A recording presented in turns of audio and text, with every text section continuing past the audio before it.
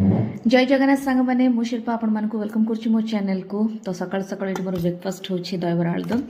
तो कारण आपण मानक मु कहि दउची कारण हस्बैंड आ ससुर जी पलैले भुवनेश्वर। तो सकाल से चा पिकी गले नाना छोटी ऑपरेशन हम तो से नाना किसी खाई ना आ हस्बैंड रुटी मिठा चाहा हरिका सब खाई जाइए। मोर जी तो सोमवार बिना पियाज रसुण खाइबी आ रुटी सेका रुटी मुझे खाइबी कहीं रातिर सेका रुटी थी तो से खाई जाइए तो रहीगले नष्ट हम बोली।